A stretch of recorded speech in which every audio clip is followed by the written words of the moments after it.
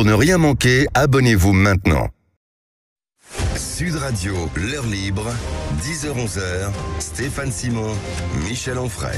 Bonjour à tous, 10h02, c'est l'heure de l'heure libre, une émission en partenariat Front Populaire et Sud Radio. Je suis aujourd'hui avec Michel Onfray, évidemment fondateur de la revue, Maxime Le Nagar, rédacteur en chef, et nous avons la joie d'accueillir Barbara Lefebvre, essayiste et professeure d'histoire-géographie, car aujourd'hui on va parler éducation, collège rebaptisé, réforme du Conseil des sages de la laïcité. On va se demander si Pap Ndiaye assume enfin son wokisme, et on va revenir sur les déplacements du chef de l'État. Sommes-nous entrés dans la pire crise démocratique depuis la guerre d'Algérie? Bonjour à tous les trois. Bonjour. Bonjour. Alors avant de parler du ministre de l'Éducation nationale, revenons sur le déplacement d'Emmanuel Macron cette semaine. En Alsace mercredi, dans l'Hérault jeudi, et nous avons pu voir des images absolument hallucinantes, et on a appris par exemple que désormais, là où le chef de l'État passe, les casseroles trépassent, comprenez que les préfets les interdisent. Maxime Le Nagar, faites-nous un point de ces déplacements s'il vous plaît, où le président affronte une impopularité jamais vue. Oui Stéphane, nos régions ont du talent, si je pouvais me permettre de faire un peu de mauvais esprit. Commençons d'ailleurs par un petit sonore d'ambiance court mais instructif.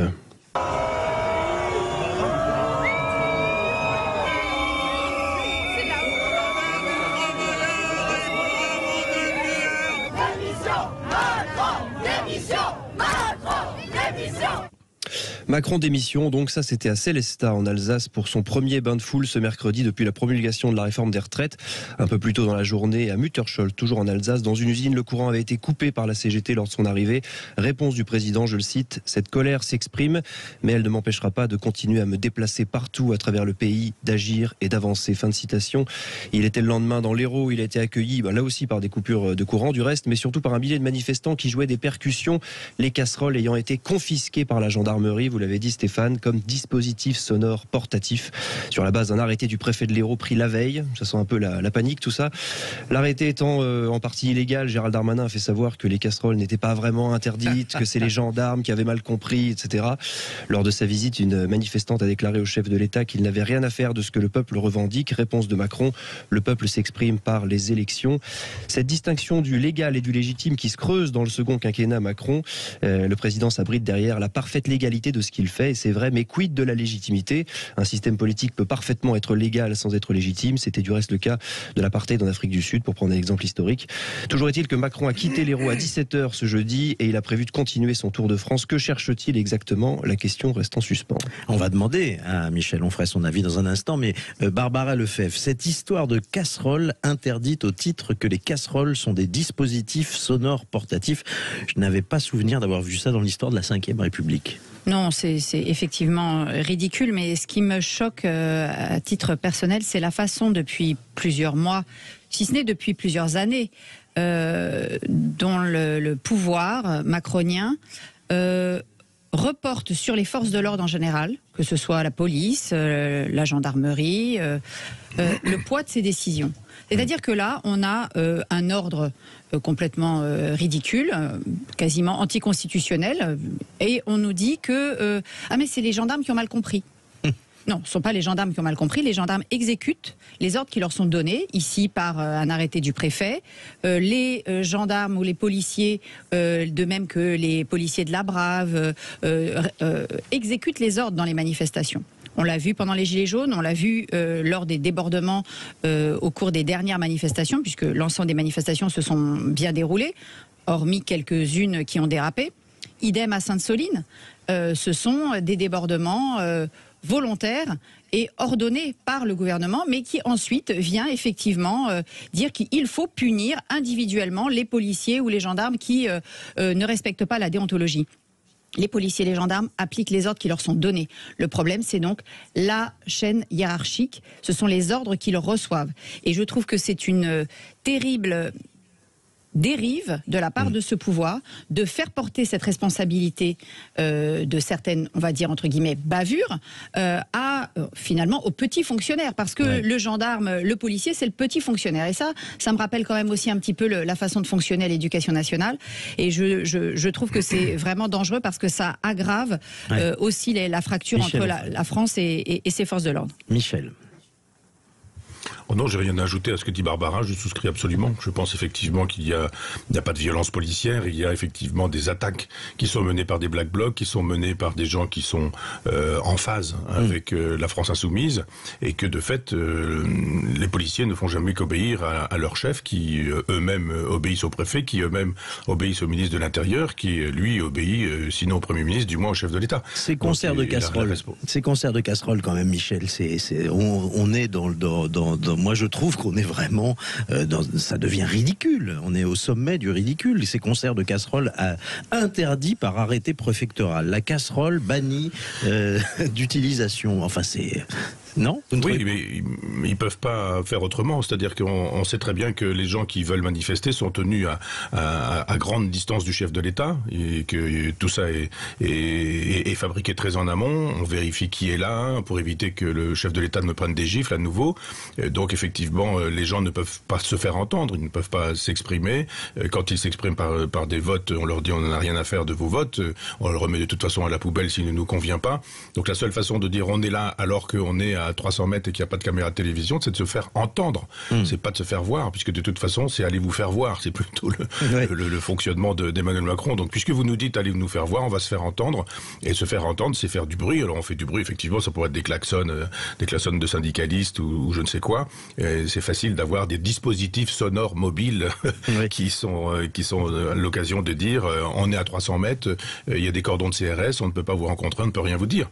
Et puis, voilà, ils font du bruit. Ils ont bien raison de le faire, parce que cette façon de dire on n'en veut plus de vos jérémiades, de vos mensonges, de votre hypocrisie et des médias qui couvrent vos déplacements en disant que vous êtes grand, vous êtes fort, vous êtes beau, vous êtes formidable et que vous n'avez pas peur d'aller rencontrer les gens, et on montre ça en permanence, alors qu'en fait ils méprisent souverainement le peuple. Oui, alors j'oserais une hypothèse. Est-ce que le président ne chercherait pas en ce moment, en allant au contact comme ça, dans un contact hostile, à se victimiser? Comprenez, il se fait chahuter alors qu'il veut débattre, il se fait siffler, il se fait insulter, les Français sont irresponsables, et donc du coup le président se place du côté de la raison raisonnante et se donne le beau rôle. Qu'est-ce que vous en pensez ?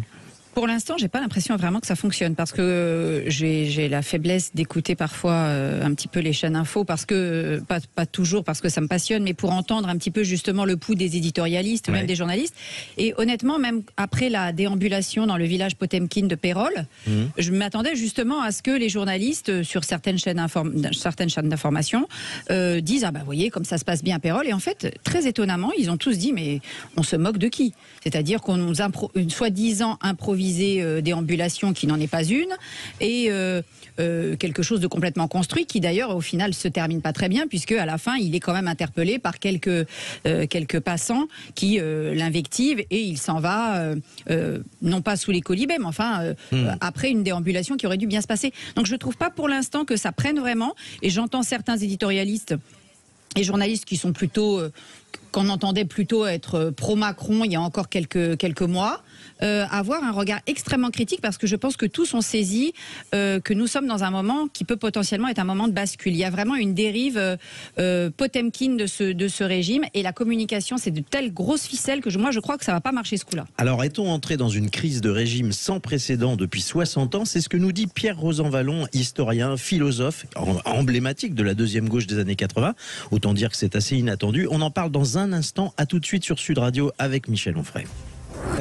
Sud Radio, l'heure libre, 10h-11h, Stéphane Simon, Michel Onfray. De retour sur l'heure libre, votre nouveau rendez-vous sur Sud Radio tous les samedis matins de 10 à 11 en partenariat avec Front Populaire, la revue. Je suis toujours avec Michel Onfray, Maxime Le Nagar, rédacteur en chef, et notre invité est Barbara Lefebvre, essayiste, prof d'histoire-géographie. Nous en parlions il y a quelques instants. Le pays traverse une crise profonde. Le chef de l'État peine à renouer le dialogue avec les Français, pour ne pas dire au-delà. Et de grandes voix maintenant s'élèvent pour se plaindre de la façon dont le chef de l'État décide et guide le pays. On va écouter la déclaration de Pierre Rosanvallon, historien, philosophe, emblématique de la deuxième gauche des années 80. Autant dire que ce n'était pas attendu sa prise de position. On l'écoute. Du point de vue du fonctionnement constitutionnel, tout va bien. Mais la démocratie ne vit pas simplement de la lettre de la Constitution. La démocratie, elle vit aussi de l'esprit des institutions. Quelqu'un qui a fait des études supérieures, ce qui est son cas, a certainement lu le livre de Montesquieu sur l'esprit des lois. On oublie trop cela aujourd'hui. C'est qu'il y a un esprit de la démocratie, un esprit des institutions. La lettre est respectée, mais l'esprit est bafoué. Vous êtes en colère ? Oui, je suis en colère parce que ce que je vois en tant qu'historien, c'est que je pense que nous sommes en train de traverser, depuis la fin du conflit algérien, la crise démocratique la plus grave que la France ait connue. Michel Onfray, la crise démocratique la plus grave que la France ait connue depuis donc 1960. Qu'en pensez-vous ? Oui, bon, je pense que c'est juste que Pierre Rosanvallon y a aussi contribué. Je veux dire, tous ces gens qui ont dévitalisé la gauche pendant des années, qui l'ont libéralisé, qui ont estimé que il fallait en finir avec la gauche, que Maastricht c'était formidable, que le libéralisme c'était extraordinaire, c'est bien Rosanvallon. Mais enfin, je veux dire que ce qui arrive aujourd'hui, c'est un petit peu de sa faute, un petit peu de la faute de cette gauche-là. Donc, il n'y a pas de leçon à recevoir avec des gens qui finalement sont à l'origine du problème. Par ailleurs, je pense que assez probablement, il n'a pas lu. Il a pu lire. Enfin, lapsus. Il a pu lire l'esprit des lois de Montesquieu, je ne vais pas lui faire un procès, notre ami Emmanuel Macron, mais qu'il a sûrement lu Machiavel, puisqu'il prétend avoir fait un travail universitaire sur Machiavel avec Balibar, Étienne Balibar, philosophe toujours vivant qui ne se souvient pas d'avoir eu ce prestigieux élève qui s'appelle Emmanuel Macron, donc ça mériterait quand même qu'on sache un peu ce qu'il en est de ce travail universitaire, et qu'il est machiavélien. Et il n'est pas du tout dans l'esprit de Montesquieu, il est machiavélien, Macron. La thèse de Machiavel, elle est extrêmement simple. Vous avez un objectif et tous les moyens sont bons pour réaliser cet objectif. Trivialement, c'est la fin justifie les moyens. Vous pouvez être le lion, c'est-à-dire utiliser la force, ou le renard, c'est-à-dire utiliser la ruse. Et Emmanuel Macron, c'est ça en permanence. C'est la ruse. Il l'utilise avec les médias. C'est je parle, je noie les gens sous un flot de mots. J'envoie des leurres un peu partout ailleurs. Vous voyez ce qui se passe actuellement, par exemple, à Mayotte.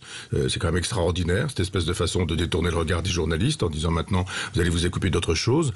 Et il y a chez lui un profond mépris du peuple, mais je dois dire que la fameuse gauche américaine, la gauche de droite, la gauche qui a soutenu Mitterrand sous prétexte qu'il était devenu rocardien, toute cette gauche-là n'est pas pour peu dans l'état des lieux actuel. Donc c'est bien, monsieur Rosanvallon, mais il eût fallu y songer plus tôt. Alors, Barbara Lefebvre, pire qu'en 68 où De Gaulle avait, lui, trouvé une solution politique en invitant les Français à s'exprimer dans les urnes face aux contestations de la rue. Et là, Emmanuel Macron, pas question de recourir aux urnes. Ah ben non, pas question de recourir aux urnes, mais pour moi, M. Rosanvallon a 20 ans de retard sur la crise de régime.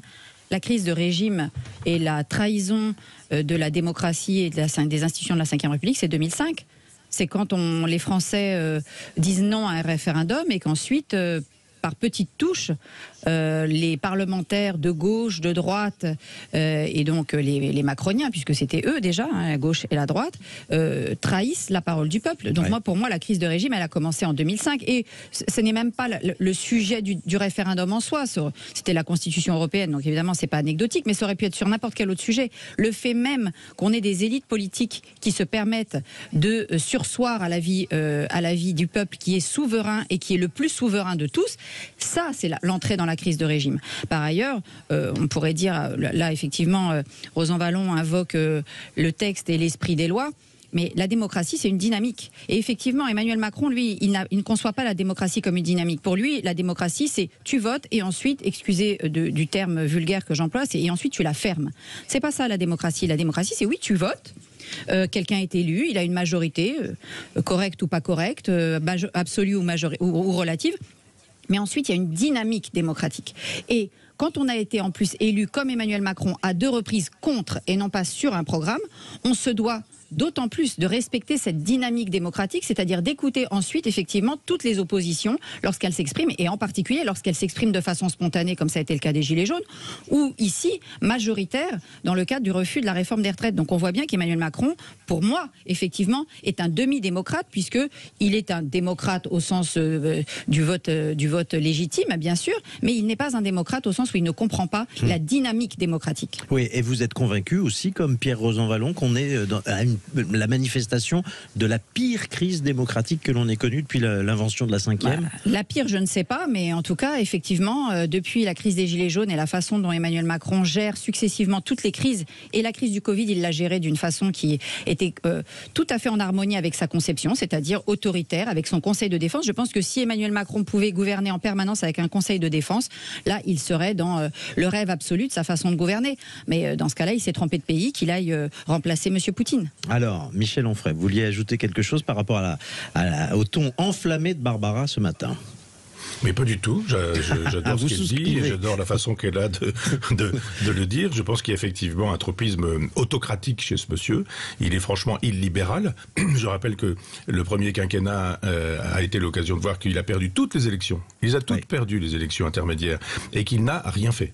C'est-à-dire qu'à un moment donné, il nous dit il n'est pas question que Marine Le Pen arrive en tête des élections européennes. Ce serait une catastrophe pour la démocratie. Ce serait vraiment la pire des choses. Il faut vraiment qu'on arrive devant, etc. Et Marine Le Pen arrive devant lui.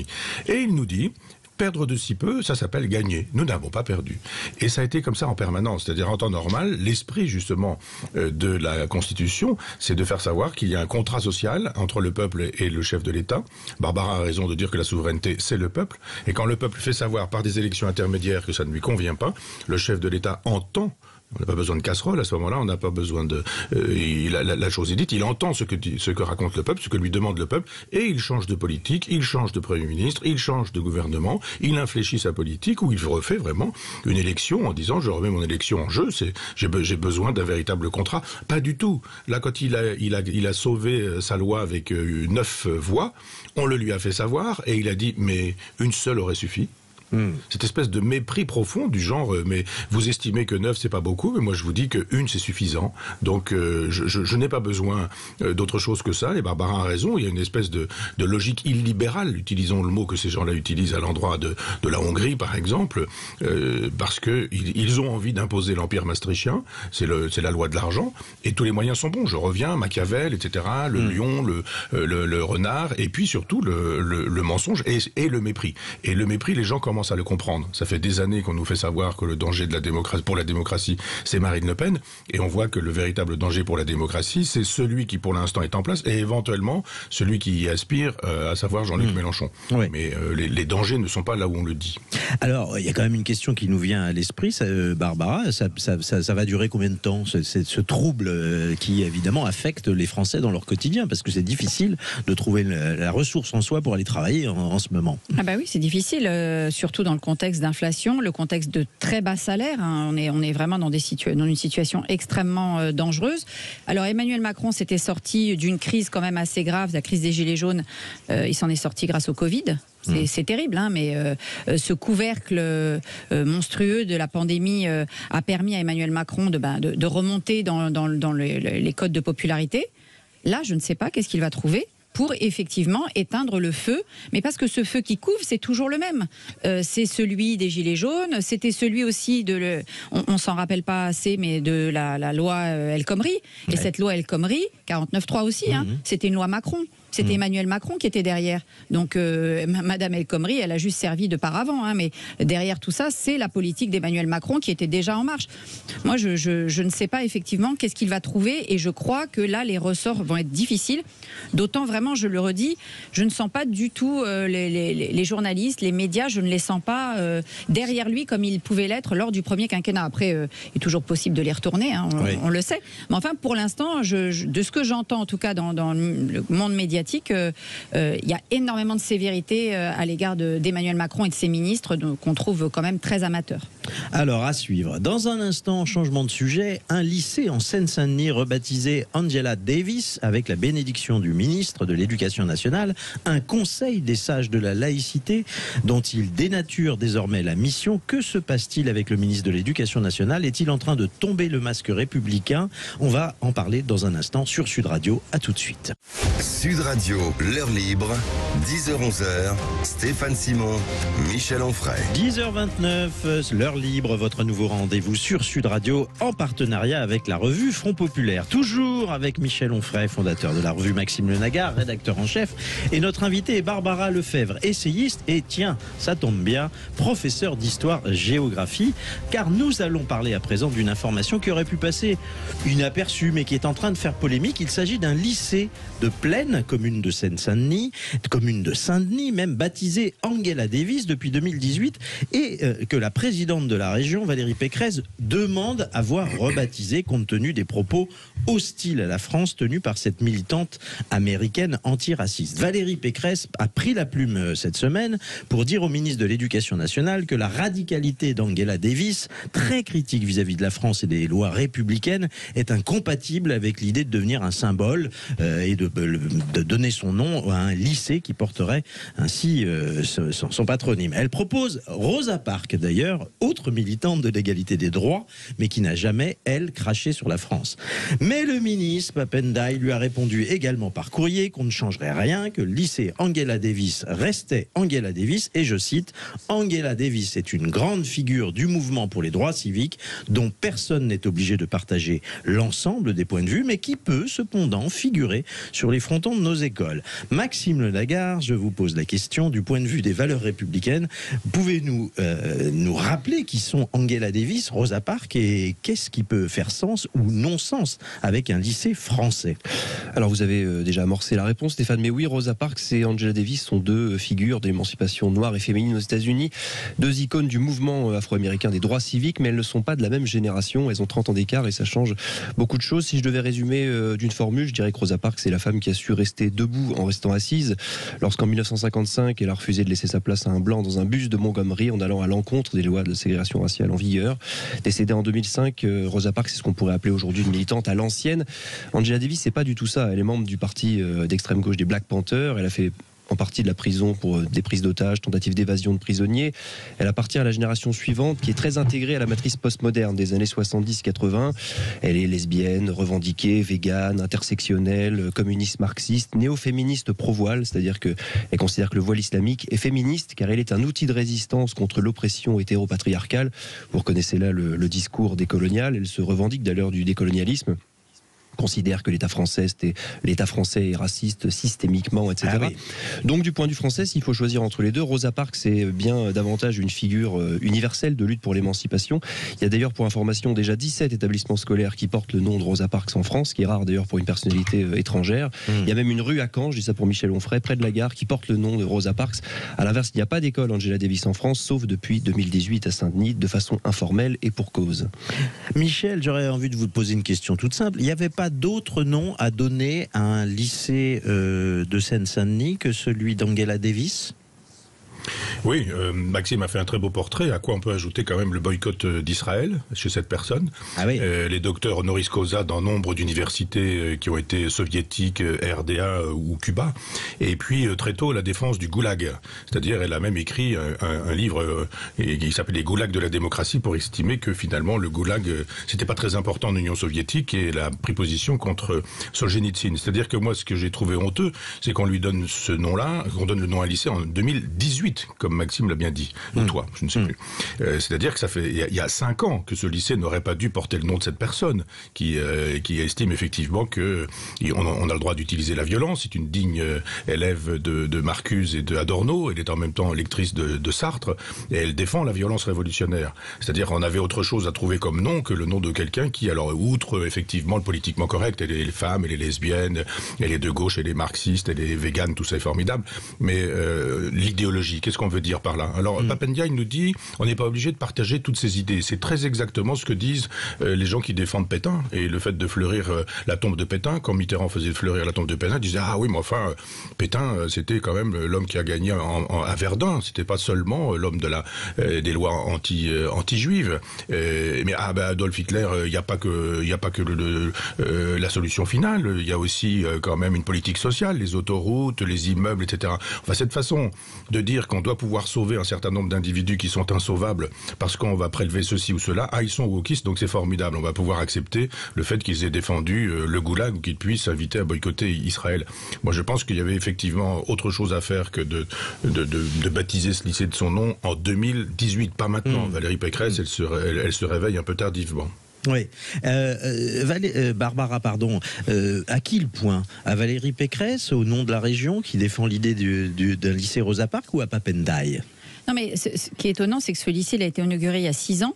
Il s'appelait le lycée de la Plaine, puisque ça se trouve à la Plaine Saint-Denis. Et c'est un conseil. C'était pas mal d'ailleurs, le lycée de la Plaine, au moins ça disait le lieu. Ça disait le lieu, et c'est un conseil d'administration de l'établissement qui a voté sur le nom Angela Davis. Et d'ailleurs, sur le site de l'Éducation nationale, il est dénommé Angela Davis.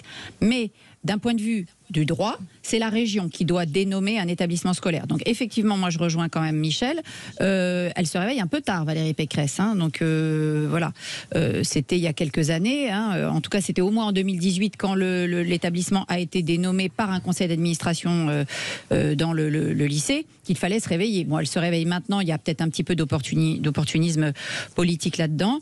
Bon, je ne sais pas à qui attribuer le point. En tout cas, comment nommer un établissement scolaire?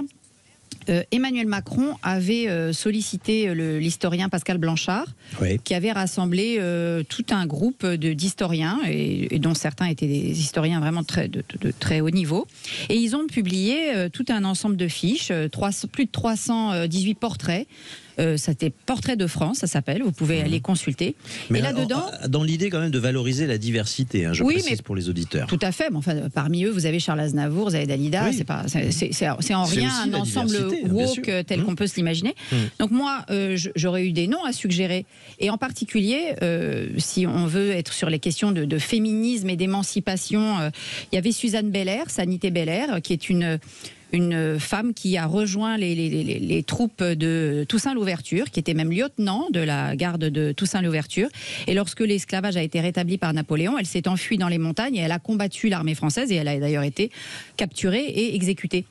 Pourquoi est-ce qu'on ne donne pas ce nom? C'est une femme pourquoi française. Est-ce qu'il faut aller puiser pourquoi aller puiser dans le vivier afro-américain, même si, bien entendu, Martin Luther King, Rosa Parks sont des figures importantes.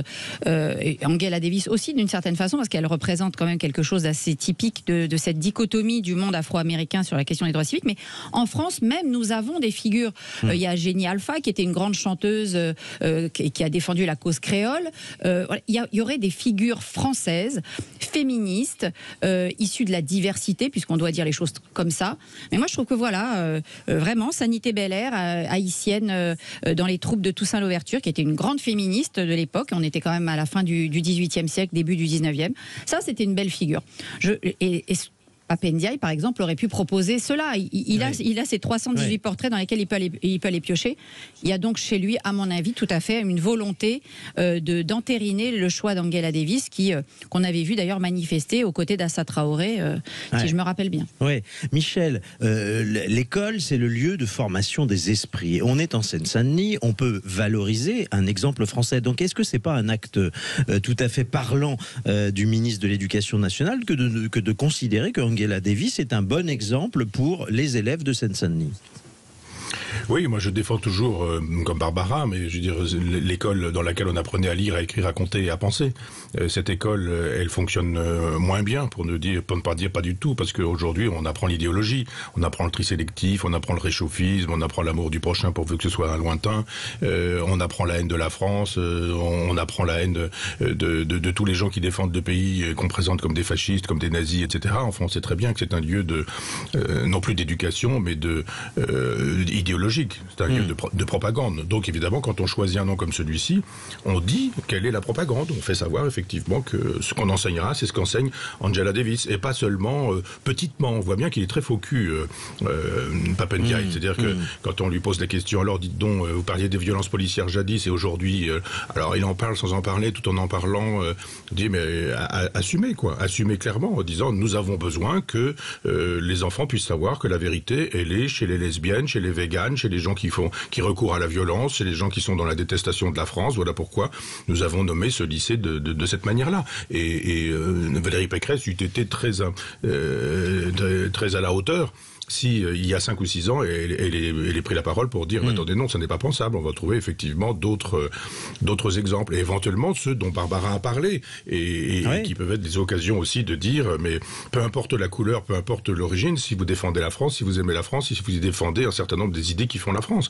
Et à ce moment-là, il y avait le choix.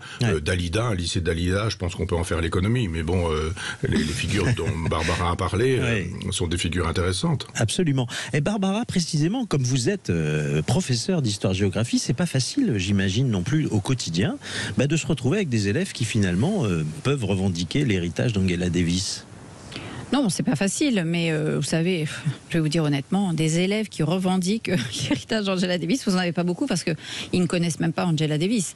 Donc le rôle justement on est là. Oui, voilà. Vous savez, même quand vous avez un collège Victor Hugo ou un collège Aristide Briand, on travaille assez peu finalement des fois sur la figure tutélaire de l'établissement qui porte ce nom.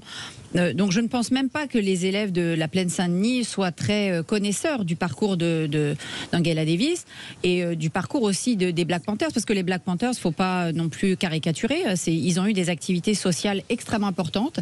Ils sont venus aussi combler un vide en termes d'accompagnement médico-social dans les populations noires américaines qui étaient complètement abandonnées par le pouvoir américain. Donc les Black Panthers n'ont pas été que des terroristes qui venaient attaquer le pouvoir blanc. Ils ont aussi beaucoup accompagné la misère sociale des Noirs américains dans les années 60. Donc, il ne faut pas caricaturer non plus complètement les Black Panthers, de la même façon que, en tant que moi-même animaliste et végane, je ne souhaiterais pas que nous caricaturions tous les véganes.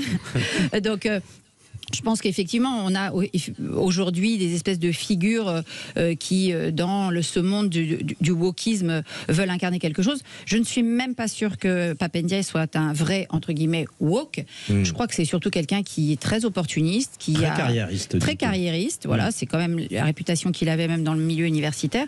Donc, il s'est d'ailleurs très vite détaché de ses amitiés intersectionnelles décoloniales. Quand il est devenu ministre, il a dit non, j'ai jamais fréquenté ces gens-là. J'ai jamais pensé comme ça. Donc il essaie de tenir une espèce de ligne de crête qui est très macronienne, c'est-à-dire ni oui ni non, on ne sait pas trop où il va. En fait, il suit son intérêt à lui et sa carrière à lui. Donc l'éducation nationale, effectivement, passe en second. On va continuer à parler de Papa Ndiaye à propos d'une autre décision du ministre qui concerne cette fois le Conseil des sages de la laïcité. Vous allez voir que celui-ci va être sérieusement réformé. On se retrouve dans un instant sur Sud Radio. Sud Radio, l'heure libre, 10h-11h, Stéphane Simon, Michel Onfray. De retour dans l'heure libre, votre nouveau rendez-vous sur Sud Radio avec Michel Onfray, Maxime Le Nagar et Barbara Lefebvre, dont je rappelle qu'en plus de ses talents d'essayiste, elle est professeure d'histoire-géographie. Alors, autre actualité qui concerne toujours le ministre de l'Éducation nationale, Papa Ndiaye, celui-ci a décidé de réformer le Conseil des sages de la laïcité. Vous savez, cette instance créée par Jean-Michel Blanquer pour apporter des réponses aux atteintes à la laïcité. Rappelons que ces atteintes sont de plus en plus nombreuses à l'intérieur de nos écoles. 53% d'ailleurs des professeurs disent que la laïcité est menacée à l'école. Eh bien, désormais, le Conseil des sages de la laïcité va voir ses missions s'élargir et ne plus simplement se concentrer sur la laïcité, mais s'investir contre les discriminations. Alors, évidemment, certains s'interrogent sur la manière de noyer le poisson. Est-ce est-ce que c'est si gênant que ça d'élargir les missions du Conseil des sages de la laïcité, Barbara Lefebvre? Oui, mais là encore, Pap Ndiaye manque d'ambition. Je veux dire, s'il veut faire disparaître le Conseil des sages de la laïcité, mais qu'il le fasse. Ce sont d'ailleurs pour la plupart des membres qui sont là à titre quasi bénévole. Il n'y a qu'un petit groupe administratif qui doit être rémunéré, encore à mon avis modestement. Et puis les travaux réalisés par le Conseil des sages de la laïcité, ça a été un vade-mecum de la laïcité où on faisait l'état des lieux des textes à la fois des lois et de la jurisprudence sur ces questions. Et puis ils sont en support aussi d'actions de formation vers les enseignants. Mais c'est pas non plus le fer de lance d'une laïcité qui serait la fameuse laïcité combattante que M. Pap Ndiaye doit trouver effectivement pas tellement à son goût. Mais bon, le Conseil des sages de la laïcité, il pourrait très bien le faire disparaître plutôt qu'effectivement l'étouffer sous de nouvelles missions qui ne correspondaient pas à son objet initial. Surtout, ce qui est un peu inquiétant, c'est que jusqu'ici, le Conseil des sages de la laïcité pouvait s'autosaisir d'un certain nombre de sujets et remettre au ministre des rapports. Là, ce sera uniquement sur ordre du ministre. C'est-à-dire, c'est le ministre qui passe commande au Conseil des sages de la laïcité pour réaliser telle ou telle étude, telle ou telle enquête. Donc oui, on voit bien qu'il y a une volonté de phagocyter les personnalités qui ont été nommées par Jean-Michel Blanquer, qui étaient essentiellement effectivement des gens qui considèrent que la laïcité n'a pas à être suivie d'un adjectif. Elle a ni à être fermée, ni à être ouverte, ni à être gentille, ni à être méchante. La laïcité, c'est la laïcité. C'est un principe juridique, la laïcité. C'était aussi un grand problème à l'éducation nationale d'avoir toujours parlé de la laïcité comme d'une valeur. La laïcité n'est pas une valeur, la laïcité est un principe juridique, est un principe de droit. Et elle fixe des limites qu'on ne peut pas outrepasser, c'est-à-dire qu'on ne peut pas non plus lui demander des choses qu'elle n'exige pas, et notamment dans l'espace public, dans la rue, il n'y a pas à avoir un ordre laïque tel qu'on l'entend dans les services publics. C'est des choses qui sont tout à fait clairement dites par la loi. Et de la même façon qu'on ne peut pas considérer qu'elle doit être combattue comme elle l'est par un certain nombre d'individus du mouvement, notamment effectivement décolonial, qui sont représentés maintenant par un nouveau membre qui a été introduit effectivement par M. Pap Ndiaye, qui est Alain Policart. Oui, alors on va y revenir dans un instant avec Maxime Ledagar sur ce fameux Alain Policart, mais je voulais demander quand même à Michel Onfray. On voit bien que les professeurs souffrent dans leur chair des atteintes de la laïcité au sein des écoles. Est-ce que vous pensez, Michel, que c'est une bonne idée, du coup, de rajouter à ce fameux Conseil des sages, dont l'efficacité n'était pas non plus extrêmement remarquée, de rajouter des missions sur la lutte contre le racisme, l'antisémitisme? Est-ce que c'est pas une manière de faire un grand tout qui servira à rien pour le coup? Si, bien sûr. Moi, je vais faire un peu de publicité pour toi, mais tu viens de faire apparaître un livre sur Samuel Paty, sur l'assassinat de Samuel Paty, qui fait bien la démonstration qu'effectivement quelque chose n'a pas fonctionné, qui a conduit à cet assassinat. Il y a une hiérarchie qui est totalement détruite. On a un corps d'inspecteur général. Les inspecteurs peuvent faire un autre travail que le travail policier qu'ils font parfois, ou pédagogiste qu'ils font également. On a là une espèce d'illustration du renard de Machiavel dans cette aventure, c'est-à-dire qu'effectivement, on ne fait pas sauter le Conseil des sages, mais on lui dit, vous qui deviez travailler pour la laïcité, vous allez désormais travailler contre la laïcité, au nom de la laïcité. C'est la perversion d'Emmanuel Macron, c'est-à-dire qu'on dit, maintenant, on va élargir un petit peu le problème, et puis vous allez enseigner le wokisme d'une certaine manière. C'est ça qui se trouve en jeu. Alors qu'on le sait très bien, on sait très bien où sont les problèmes, on sait très bien qui sont les fauteurs de troubles. Et les professeurs, comme ton livre le signale, les professeurs ne sont pas soutenus, ne sont pas défendus. La hiérarchie ne soutient pas. Les proviseurs ne veulent pas avoir de problème avec la presse locale. Ils ne veulent pas qu'on parle d'eux. Ils veulent une promotion sociale. Ils veulent terminer leur carrière quand ils ont démarré prof, puis après dans un collège, puis après dans un lycée. Ils veulent un trajet professionnel. On parlait tout à l'heure du carriérisme, ça existe aussi à ce niveau-là. Mais surtout pas faire de telle sorte que nous retrouvions l'école que nous avons aimée et qui apprenait justement, j'y reviens, à lire, à écrire, à compter, à penser. Ce Conseil des sages est transformé, c'est-à-dire il est parasité. Il s'agit désormais de dire qu'au nom de la laïcité, qu'on va définir comme étant ouverte pour le coup, il va falloir pouvoir défendre tous les problèmes qui vont se poser, les problèmes sociétaux qui se posent désormais à l'école. C'est-à-dire qu'un petit garçon de 5 ans qui voudra changer de sexe, ça relèvera de ce nouveau Conseil des sages, et il faudra effectivement accueillir cette demande, cette souffrance, et on va demander aux enseignants d'être bienveillants à l'endroit de cette demande au nom de l'égalité l'égalité, de l'inclusion et ce genre de choses. C'est-à-dire c'est au nom de la laïcité qu'on détruit la laïcité, mais ça il sait très bien faire Macron. Ouais. Alors ce conseil va accueillir, Maxime Le Nagard, 5 nouveaux membres, on le disait, et ces nouvelles personnalités apportent un changement de point de vue qui semble nécessaire selon le ministre. Problème, les positions des nouveaux élus ne sont pas sans poser quelques interrogations, en particulier un certain monsieur Policart. Qui est ce monsieur ? Alain Policart est un universitaire, sociologue, politologue français. Il est agrégé de sciences sociales et chercheur associé au CEVIPOF, qui est le centre de recherche de Sciences Po. Alors certains de ses adversaires le décrivent comme un opportuniste, principalement. On parlait de Pape Ndiaye, on dit aussi que c'est un peu son cas. Il aurait quitté son poste de prof de sciences sociales à Limoges à la fin des années 80 pour se créer un réseau à Paris en avançant principalement par cooptation. Vous me direz, il n'est pas le seul à avoir fait ça, et étant donné qu'il n'est pas là pour se défendre, restons-en au plan idéologique. Policart est ce qu'on pourrait appeler un universaliste contrarié. Il représente bien d'ailleurs ce que Pierre-André Taguieff appelle non sans ironie l'antiracisme racialiste. C'est-à-dire que c'est un antiraciste qui a pris le virage un peu wokiste dans les années 2000 et qui attache dorénavant beaucoup d'importance à la couleur de peau. Et il critique aujourd'hui l'universalisme de surplomb, qui serait le masque de la domination occidentale, c'est ce que disent les décoloniaux d'une manière générale, auquel il préfère ce qu'il appelle l'universalisme pluriel, expression assez ambigu somme toute. Il a d'ailleurs récemment écrit un ouvrage sur le sujet, L'universalisme en procès, dans lequel il critique par ailleurs au début la revue Front Populaire, je vous l'apprends peut-être, Ah bon ? en laissant entendre qu'on serait d'ailleurs antisémite, parce qu'on critique le cosmopolitisme. Bon, c'est assez ridicule et très contestable, surtout dans le fond. Pas très argumenté. Mais le livre est partiellement intéressant par ailleurs, donc moi n'étant pas sectaire, voilà, faut le dire. Sur la laïcité, puisque c'est le sujet qui nous concerne, Policart prétend défendre la laïcité, mais dans sa conception plurielle, ouverte, inclusive, tolérante. Barbara Lefebvre parlait de laïcité adjectivée, c'est ça le principe, contre la laïcité de combat qui jugerait répressive. Il a peur en fait que la laïcité glisse du strict principe juridique que rappelait Barbara à une sorte de revendication identitaire. Ça serait donc la laïcité qui serait un peu islamophobe. Ah oui, d'accord, oui. Alors, oui, c'est ce qui l'a conduit à défendre le Burkini notamment. D'accord. Bon, il semblerait, on parlait de Samuel Paty il y a quelques instants, il semblerait que la famille de Samuel Paty ait mal pris les choses. Maxime. Oui, notamment l'une de ses sœurs, Michael Paty, qui a signé une tribune dans Le Point avec Jean-Pierre Sacoun, le président de l'Unité laïque. Excellent.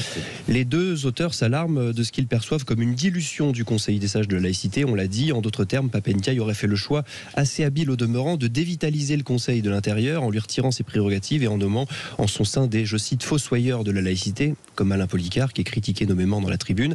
Et les deux auteurs de conclure, je les cite, « Le choix idéologique assumé d'assassiner la laïcité ne mènera qu'à des dérives incontrôlables et nourrira immanquablement les extrêmes. Combien de fois faudra-t-il que Samuel Paty, celui qui devrait être le héros de tous les enseignants, de tous les élèves et de tous les parents de France, soit symboliquement sacrifié par les liquidateurs de la République laïque ?» Fin de citation. Sachez quand même que Pape Ndiaye a répondu en partie à Michael Paty ce vendredi, donc hier, se défendant de vouloir diluer le Conseil des sages de la laïcité. Il a annoncé la nomination express d'un nouveau membre, Christophe Capuano, qui est un professeur d'histoire supposément proche de Samuel Paty. Forme de réponse, selon mes informations, il n'est pas proche du tout. Michel Onfray, j'ai une idée qui me traverse l'esprit. Est-ce qu'on n'aurait pas, au niveau des symboles, eu une bonne idée en rebaptisant ce lycée de Seine-Saint-Denis Samuel Paty plutôt que Angela Davis? Oui, bien sûr, ça c'était effectivement une bonne idée, mais enfin on a vu que dans le lycée, je l'ai appris en lisant ton livre, mais qu'il y avait un buste qui existait et qu'on l'avait laissé dans un coin en disant « Oh là là, surtout pas de vagues, les enseignants ne veulent pas de problème, la direction ne veut pas de problème, les élèves ne veulent pas de problème », et tous disent finalement c'était une mauvaise idée ce buste, ce serait donc effectivement une mauvaise idée que de lui donner un nom. Alors évidemment ça deviendrait une cible et on voit bien tous ces gens-là disant « Mais vous ne voulez tout de même pas exposer des enseignants, des pauvres petites têtes blondes en baptisant à nouveau en baptisant ce lycée avec ce nom. Mais à l'évidence, on voit bien que c'est là qu'est le problème. C'est là qu'il faudrait agir. C'est là qu'il faudrait un président de la République disant « Je viens inaugurer un lycée ». Ben voilà, Samuel Paty avec un corps enseignant et on aimerait là, pour le coup, voir Sud, la CGT, le PC, la France Insoumise derrière ce projet-là. Mais il est bien évident que ça n'aura évidemment pas lieu. Ouais. J'ajoute juste une chose pour que ce fameux Policart, là, si effectivement il a critiqué Front Populaire, ça me paraît tout à fait dans la logique du trajet carriériste. Il est de bon ton, effectivement, de nous traiter de fascistes, de nazis, d'antisémites. C'est bon pour la carrière. Ouais, c'est bon pour la carrière, c'est assez pitoyable. Bon, en tout cas, je vous remercie tous les trois. Nous donnons rendez-vous sur nos environnements digitaux, ceux de Sud Radio, sur YouTube, ainsi que sur frontpopulaire.fr à samedi prochain pour une prochaine heure libre.